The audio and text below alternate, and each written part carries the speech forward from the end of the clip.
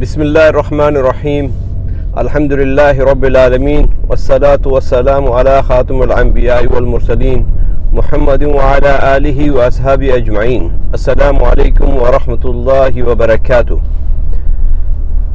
پاکستان میں سیلاب نے جو تباہی مچائی ہے اس پر ہر دل جو ہے، ہر بندہ دکھ میں مبتلا ہے اور اپنے پاکستانی بھائیوں کے ساتھ ان کے دکھ میں، ان کے غم میں شریک ہے۔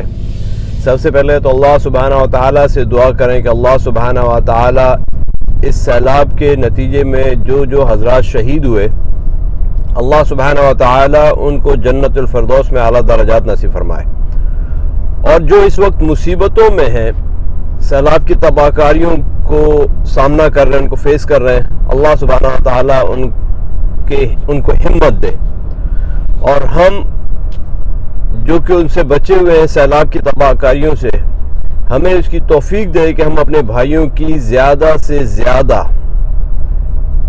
مدد کر سکیں۔ اور یہ مدد مالی مدد بھی ہو سکتی ہے، جسمانی مدد بھی ہو سکتی ہے، وہاں پر جا کر ان کی مدد کرنا، اور جو یہ بھی نہیں کر سکتے کم از کم ہم ان کے لیے دعا کر سکتے ہیں، ان کے لیے کلمہ خیر ادا کر سکتے ہیں۔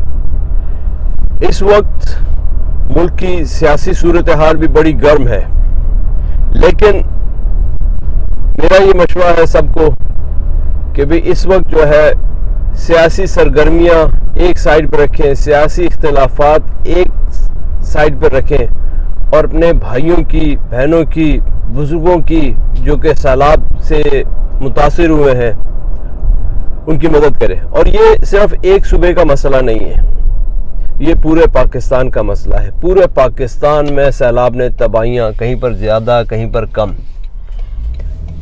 مچائی ہیں۔ اب ہمارا جو ہے اس معاملے میں کیا کردار ہونا چاہیے، جیسے میں نے ابھی آپ کو پہلے کہا کہ بھئی اس کے لیے ہم مدد کریں۔ اب اس موقع پر بہت ساری لوگ جو ہیں بہت ساری باتیں بھی کر رہے ہیں، اور کچھ لوگ اس کو سیلاب کو اللہ کے عذاب سے تعبیر کر رہے ہیں، کچھ لوگ اس سیلاب کو ہماری حکومتوں کی ناکامیوں سے، پور پالیسیز جو ہے، پور مینجمنٹ ہے، اس سے تعبیر کر رہے ہیں۔ جتنے منہ اتنی ہی باتیں۔ تو سب سے پہلے تو یہ دیکھیں کہ یہ سیلاب جو ہے اس کو ہم یہ نہیں کہہ سکتے کہ یہ اللہ کا عذاب ہے، اور جس طرح لوگ کہہ رہے ہیں کہ بھی اللہ کا عذاب ہے، کیونکہ ایک تو میں بڑے نامی گرامی علماء حضرات ہیں ان کے بھی بیانات سن رہا تھا، انہوں نے کہا کہ پاکستان میں آج ایسا کون سا گناہ ہے کہ جو نہیں ہو رہا، اور اس کی وجہ سے یہ سیلاب اور یہ تباہ کاریاں جو ہیں آ رہی ہیں، اور انہوں نے کہا کہ جب ایسے باتیں ہوں گی تو پھر بے موسم بارشیں برسیں گی، اور یہ ہوگا اور فلانا ہوگا، جب اللہ کے احکاموں سے نافرمانی کی جائے گی۔ تو سب سے پہلی بات انہوں نے ایک حدیث کا حوالہ بھی دیا، تو وہ حدیث جو ہے یہ جو ہے کہ بھئی بندہ جب اپنے رب کا نافرمان ہو جاتا ہے تو اس پر آگے پیچھے بے موسم بارشیں ہوتی ہیں، طوفان آتے ہیں، زلزلے آتے ہیں، اس طرح کا اس کا مفہوم تھا۔ تو وہ ایک حدیث ضعیف حدیث ہے، اور اسرائیلیات کی روایات میں سے لی گئی ہے کہ بھئی، اور ویسے ابھی یہ جو بارشیں ہیں یہ بے موسم بارشیں تو نہیں ہیں، یہ تو مانسون کی جو ہے بارشیں تھیں، اور سب کو پتا تھا کہ اس موسم میں بارشیں ہوتی ہیں۔ تو ایسے موقعوں پر ایسی باتیں کرنا، اگر کوئی ایسی حدیث ہے بھی صحیح جو کہ ضعیف بھی ہو، تو کرنا مناسب نہیں ہے، کیونکہ یہاں پر مسلمان جو ہے یہ سوال اٹھاتے ہیں کہ پھر اگر ہم گناہ کر رہے ہیں تو جو یورپ میں ادھر ادھر گناہ ہو رہے ہیں انہوں نے کون سے نیکیوں کے کام کیے، وہاں پر تو وہ پورے اوپر سے لے کر نیچے تک گناہوں میں ہی غرق ہیں۔ اللہ کی شان میں گستاخی، نبی کریم صلی اللہ علیہ وسلم کی شان میں گستاخی، صحابہ کرام رضی اللہ اجمعین کی شان میں گستاخی کرتے ہیں، ان پر کیوں نہیں عذاب آتا؟ تو اس بارے میں اپنے علماء حضرات سے بھی ریکویسٹ کروں گا بصد ادب کہ بھئی اس موقع پر حوصلہ جو ہے بڑھانے کی بات کریں۔ ہاں یہ بات ضرور ہے، قرآن پاک جو کہ بالکل مسلم ہے اس کے اندر یہ بات کلیئر ہے کہ اللہ سبحانہ و تعالیٰ سورۃ البقرہ میں کہہ رہا ہے، بسم اللہ الرحمن الرحیم، وَلَنَبْلُوَنَّكُمْ بِشَيْءٍ مِّنَ الْخَوْفِ وَالْجُوعِ وَنَقْصٍ مِّنَ الْأَمْوَالِ وَالْأَنفُسِ وَالثَّمَرَاتِ وَبَشِّرِ الصَّابِرِينَ الَّذِينَ إِذَا أَصَابَتْهُمْ مُصِيبَةٌ قَالُوا إِنَّ لِلَّهِ وَإِنَّا إِلَيْهِ رَاجِعُونَ أُولَٰئِكَ عَلَيْهِمْ صَلَوَاتٌ مِّن رَّبِّهِمْ وَرَحْمَةٌ وَأُولَٰئِكَ هُمُ الْمُهْتَدُونَ. یہ پوری آیت میں نے آپ کو پڑھی، 2-3 آیتیں ہیں جو ہے. تو اس کا لب لباب یہ ہے کہ اللہ سبحانہ و تعالیٰ کہہ رہے ہیں کہ بے شک ہم آپ کو آزمائیں گے. سب سے اچھا، اس آیت کی جانے سے پہلے میں آپ کو بتا دوں کہ اللہ عذاب دینے پر قادر ہے، اور اللہ عذاب بھیجتا ہے. پہلی قوموں پر اس نے عذاب بھیجا، لیکن نبی کریم صلی اللہ علیہ وسلم کی امت کے ناطے اس قوم پر ایک مجموع عذاب جو ہے وہ نازل نہیں ہوگا. اب آتے ہیں اس آیت کی طرف کہ یہ جو ہے اللہ سبحانہ و تعالیٰ کہہ رہا ہے کہ ہم آپ کو آزمائیں گے بے شک. اور کس طریقے سے اللہ سبحانہ و تعالیٰ آزماتا ہے کہ کبھی کسی کو موت دے دیتا ہے، کبھی کسی کو خوشی دے دیتا ہے، کبھی کسی کو مال و دولت لے لیتا ہے، کبھی کسی سے مال و دولت لے لیتا ہے، کبھی کسی کو بھوک دیتا ہے. یہ اللہ سبحانہ و تعالیٰ کی طرف سے امتحانات ہیں، اور جو اس پر ان امتحانات پر پورے اترتے ہیں اور صبر کرتے ہیں تو اللہ سبحانہ و تعالیٰ نے، اور اللہ کا اگر نعمتوں پر شکر کرتے ہیں تو اللہ سبحانہ و تعالیٰ نے ان کے لیے بہت بڑا جزا، بہت بڑا انعام رکھا ہوا ہے. اور اگر کبھی مصیبت آ جائے تو یہ ہمارے اللہ کے بندے پھر کیا کہتے ہیں؟ اِنَّ لِلَّهِ وَإِنَّا إِلَيْهِ رَاجِعُونَ. تو یہ تو ہو گیا.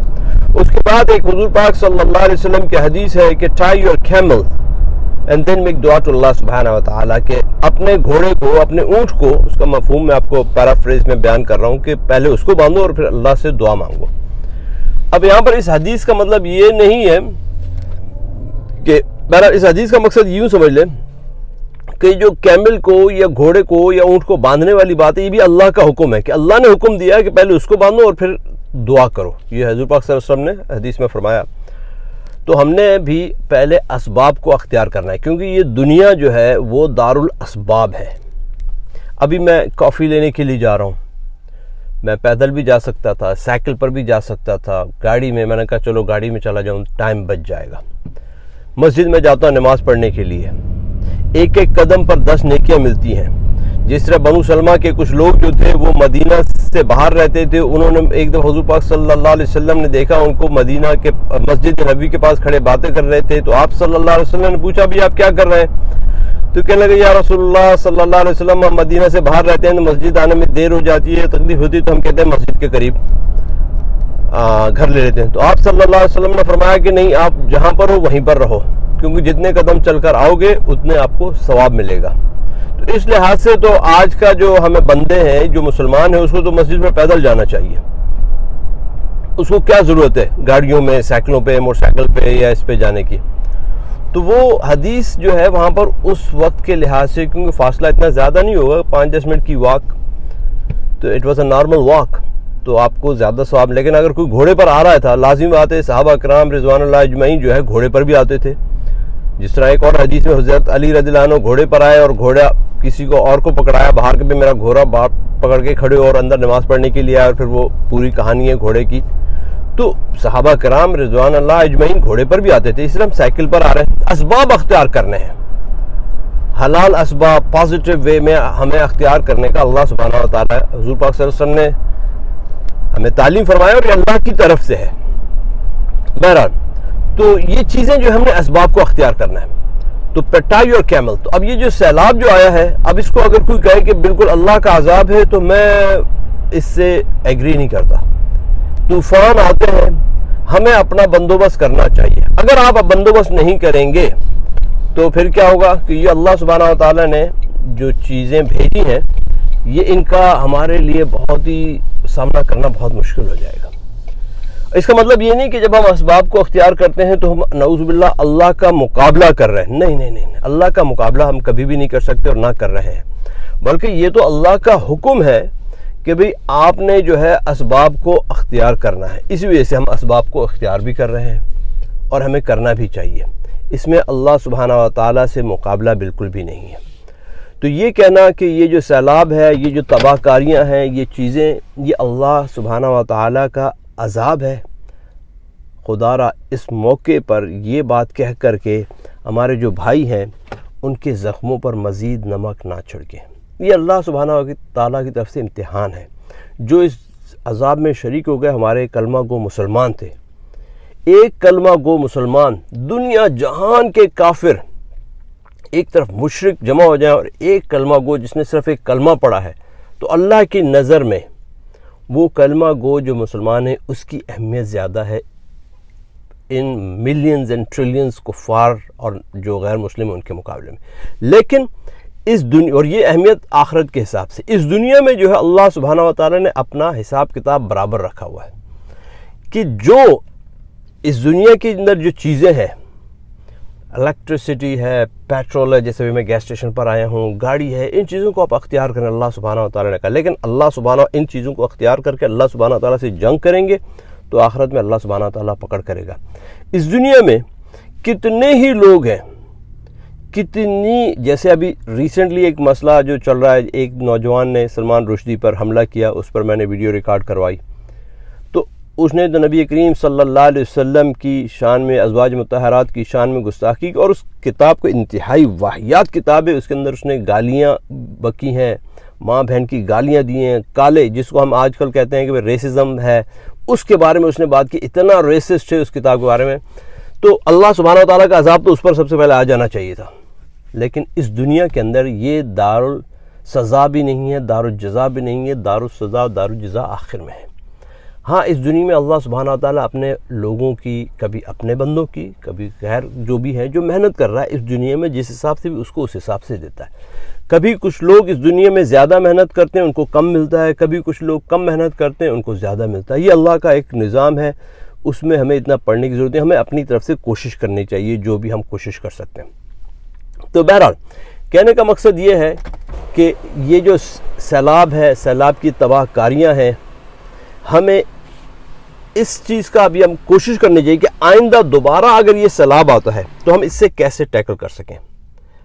اللہ کے عذاب سے بات نہیں کر رہا، مطلب ایسے اسباب ہم پیدا کر سکتے ہیں، ایسے اسباب ہم اختیار کریں کہ جس سے ڈیمیج جو ہے کم سے کم ہو. جس طرح ابھی ہزاروں گھر جو ہے جو کہ ریور بیڈ پر بنے ہوئے تھے، مطلب بالکل دریا کے اندر، دریا کے کنارے پشتوں پر، وہ تباہ ہو گئے. اگر ہم ان گھروں کو تھوڑا دور بناتے تو ہم اس تباہی سے بچ سکتے تھے. یہ ہے اسٹریٹجی، یہ ہے ایک پلاننگ، اس کو کریں. تو باقی جو ہے ہم اپنے دوستوں کی، اور اس وقت یہ مت کہیں کہ بھئی ہم نے فلانی کی مدد کرنی ہے، فلانی کی مدد نہیں کرنی. جو جس طریقے سے بھی ایک منظم طریقے سے جس بھی تنظیم کو دینا چاہے تو موسٹ ویلکم. میں نے اور میری اہلیہ نے، ہم نے فنڈز کو جو ہے 3-4 حصوں میں تقسیم کر دیا، اور اس میں مطلب ہم نے جو سیاسی پارٹی، جو اسلامی پارٹیز جو کام کر رہی ہیں، ہم نے ان کو بھی دیے اور انفرادی طور پر بھی دیے. جیسے خدمت خلق والوں کو دیے، پھر اس کے بعد پاکستان کی سیاسی جماعت جو ہے ایک بڑی، اس کو دیے، جو کہ سابقہ وزیر اعظم کی جماعت تھی، ان کو دیے، پیسے بھجوائے. اس کے علاوہ جعفر صاحب کی جو ہے تنظیم ہے ان کو دیے، ڈی سی جے کیا نام ہے، ان کو دیے، اور انفرادی طور پر بھی پیسے بھیجے.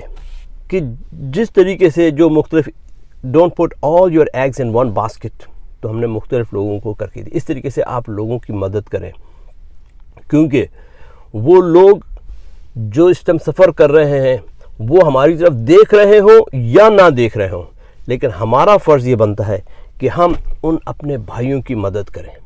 کیونکہ مسلمان، ایک حدیث ہے حضور پاک صلی اللہ علیہ وسلم کی، کل مسلم جسم واحد، کے مطلب جو ہے اس کا مفہوم یہ ہے کہ تمام مسلمان ایک جسم واحد کی طرح ہیں، کہ اگر ایک ہاتھ میں تکلیف ہوگی تو پورے جسم میں تکلیف ہوگی، جہاں پر بھی. تو ہم پورے ایک مسلم جو ہے جڑے ہوئے ہیں ایک دوسرے کے ساتھ.